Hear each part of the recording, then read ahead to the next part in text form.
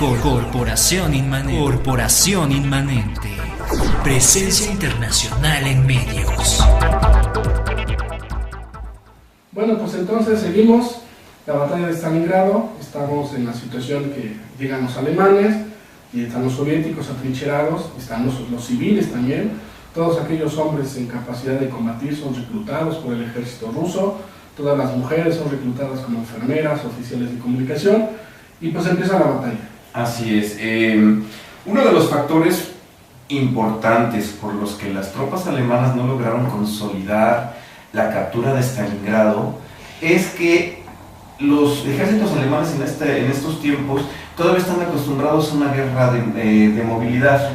Ellos llegan con un ejército Panzer, pero un ejército Panzer no sirve para nada en una ciudad. Sí, así es.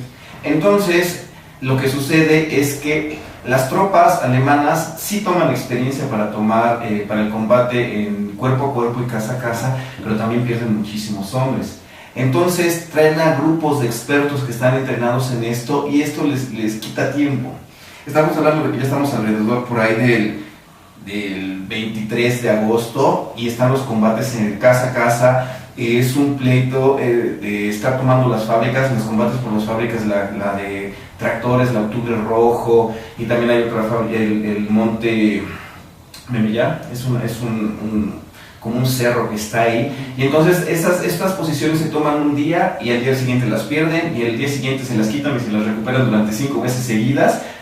Sí, lo que es interesante también comentar es que llegó a ser tan cruenta la batalla que no nada más era casa por casa, cuarto por cuarto, sino piso por piso. Es decir, en una casa de varios pisos, un piso era controlado por los alemanes y otro por los rusos. O sea, era una cosa donde en ningún momento sabías quién iba a estar ahí detrás, por dónde te iban a salir. Los rusos se dedicaron a hacer túneles, a hacer pasajes secretos, a hacer huecos para poder movilizarse fácilmente entre las casas, y eso a los alemanes los desconcertó totalmente.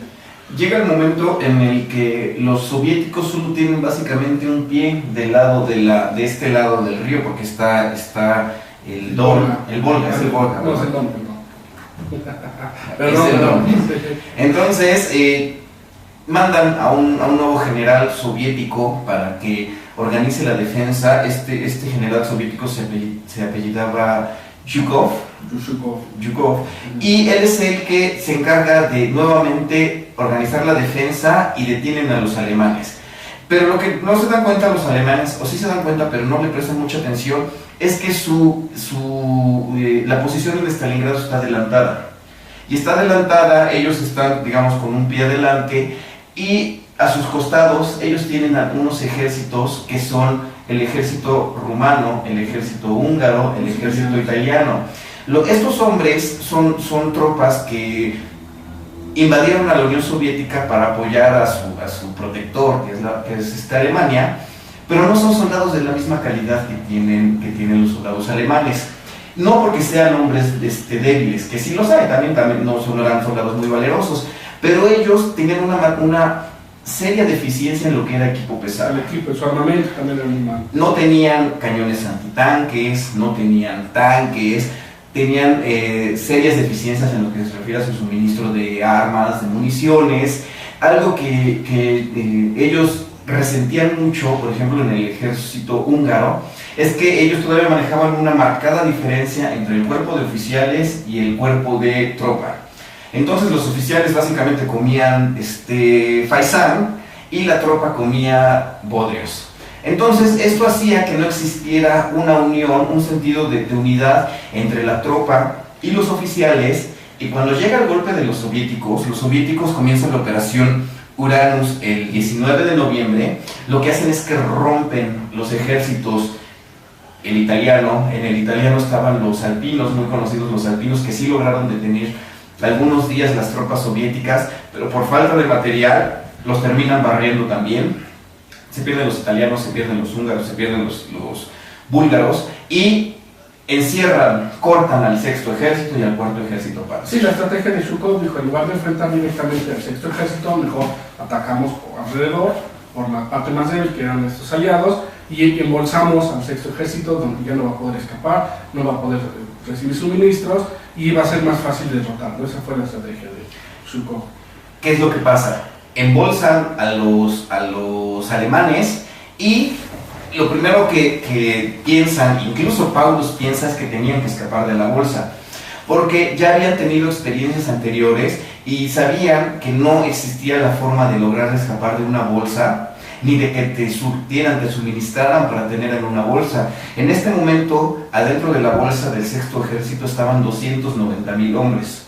Entonces, existe una reunión de consejo allá con Adolfo Hitler, y Hermann Göring, el siempre hocicón líder de la Luftwaffe, le dice: mi Führer, la Luftwaffe se va a encargar de darles los suministros a los 290,000 hombres de Stalingrado. Y obviamente eso es algo que no iba a pasar, no existía. Es más, yo creo que el día de hoy no existe la manera de darles de comer a 290,000 personas a través de los aviones. Sí, es más, muchos de sus generales, cuando escucharon las palabras de Göring, dijeron que está loco, porque para poder hacer eso necesitarías todos los aviones que tiene la Luftwaffe actualmente, tendrías que usarlos para la operación, y eso era algo imposible. Entonces, desde un principio era loco, pero Hitler confió en él, dijo: sale adelante, la Luftwaffe va a rescatar a sus hermanos de la infantería, y pues vamos a seguir con el combate. Y les dan la orden a los soldados que están ahí encerrados en Stalingrado, les dan la orden de que resistan y de que no se muevan. Eso fue bien importante, porque empieza el suministro aéreo. Creo que tenían que llegar alrededor de 200 toneladas de suministros diarios para que el ejército viviera, y el día que más les llegó fueron 40 toneladas. Entonces, ¿qué es lo que pasa? Las tropas que están combatiendo se quedan sin municiones, se empiezan a morir de hambre. Llega el punto más bajo a donde las tropas alemanas les dan de alimentos. Creo que les dieron 30 gramos de pan para vivir en un día. O sea, 30 gramos de pan es una rebanada de pan, y eso era todo lo que tú podías vivir. Se empiezan a comer a los caballos, empiezan a desperdiciar, a perder los suministros de munición. Y empieza el frío además también, que ya empieza el diciembre, ya se acerca diciembre y empieza el invierno frío. El invierno ruso, que es tan cruento, donde llegaron a registrarse temperaturas de menos 19 grados centígrados. ¿Y qué pasa? Que aparte de todo fue el peor invierno, creo que en un siglo. Entonces básicamente todo estaba en contra de las tropas encerradas en Stalingrado, y llega el momento en el que se dan cuenta de que no va a ser suficiente el suministro de la Luftwaffe, y organizan un grupo de ejércitos Panzer, un grupo de algunos Panzer, porque no era un ejército, para tratar de liberar la bolsa. Este ejército estaba al mando de Manstein y submando de Hoth. Entonces el plan era romper las líneas y también pedirle a Paulus que reuniera todos los tanques que tuviera, todo el combustible que tuviera, y trataran de romper las líneas y se enlazaran. Concentrarse en un punto. Así. El problema es que nunca le preguntaron a Paulus, y Paulus ya no tenía ni gasolina, entonces no hubiera podido echar a andar a sus tanques. Así es. Entonces Hoth sí logra avanzar, creo que llega a estar hasta 40 kilómetros, pero también algo que es bien importante es que Paulus no era un hombre de acción. O sea, aquí lo que todo el mundo, bueno, los historiadores están de acuerdo en que si Paulus hubiera sido un hombre un poquito más decidido, cuando él se da cuenta de que Hoth ya está a 40 a 50 kilómetros de sus posiciones, haces una arenga, convences a tus soldados, y aunque caminando o arrastrándote, pero ellos sí hubieran tenido la capacidad de enlazarse con Hoth. ¿Qué es lo que pasa? Se pierde la oportunidad, y ya de ahí básicamente lo único que hacen es esperar el tiempo para que sean liquidados por las tropas soviéticas. Sí, así es, y bueno, pues obviamente esto sucede. Al final el ejército soviético también había preparado todo para que no se escapara el ejército de Paulus, y pues ya nada más era cuestión de esperar. Capturan los dos aeropuertos que quedaban, que nada más tenían unos aeropuertos muy pequeños, no eran aeropuertos como tal, sino eran básicamente pedazos de campo por ahí donde aterrizaban los aviones. Creo que el último avión sale en diciembre, el 18 o algo así de diciembre, y básicamente se pierde todo contacto. Algo que también los soviéticos se dieron cuenta, que cuando venían los aviones alemanes, simulaban ser alemanes. Digo, los rusos, cuando venían a los aviones alemanes que iban a entregar suministros, lanzaban bengalas o se disfrazaban como si fueran alemanes, y entonces los aviones soltaban los suministros, pero pues era una trampa. Y entonces los suministros, muchos no llegaron a sus destinatarios precisamente por este truco que desarrollaron los rusos, y llegó un momento en que aventaban los aviones los suministros y los alemanes estaban tan débiles, tan cansados, tan enfermos, que ya ni siquiera se paraban a ir a ver qué había llegado. Simplemente los veían y pues ahí están y pues yo no puedo hacer nada. Las escenas de terror, para cuando tengan oportunidad de leer, escenas de terror en estos aeropuertos eran de Pitomnik y Rumhak. Lograron evacuar alrededor de 40.000 soldados heridos, pero todos se congregaban alrededor de los aeródromos para tratar de subir al avión, porque todos sabían que el salir por el avión era vida.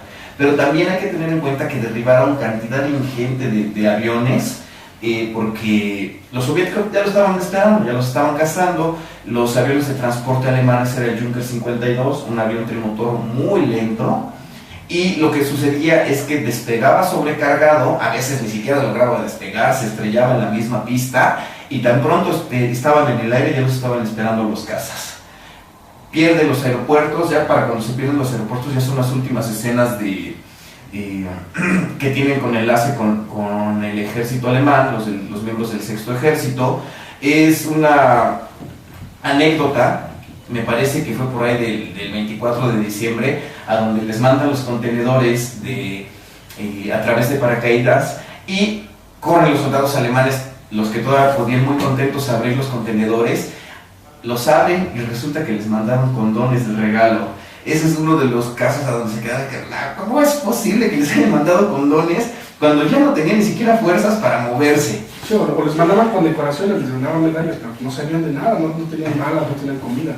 Eso era ridículo, ¿no? Y bueno, y esto fue culpa de Goering, que por andar prometiendo lo que no podía cumplir, y pues bueno, finalmente pues pasa lo que tiene que pasar.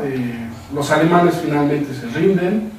Para esto Hitler manda a ascender a Paulus para que sea mariscal, y nunca un mariscal alemán se había rendido antes, y básicamente lo que le decía Hitler era, pues te suicidas, ¿no? Porque perdiste tu honor, perdiste la batalla y pues no te queda atrás. Pero Paulus no llega a ese punto, decide que él había hecho lo que era humanamente posible, habían luchado, habían perdido, ni modo, y entonces pues, se rinde el sexto ejército de Paulus y termina la batalla de Stalingrado. Claro, bueno, ya con esto vamos a dar final a nuestro tema principal del día de hoy. Vamos a hacer un pequeño corte que nos está pidiendo el Tovarish David. Volvemos. Corporación Inmanente. Presencia internacional en medios.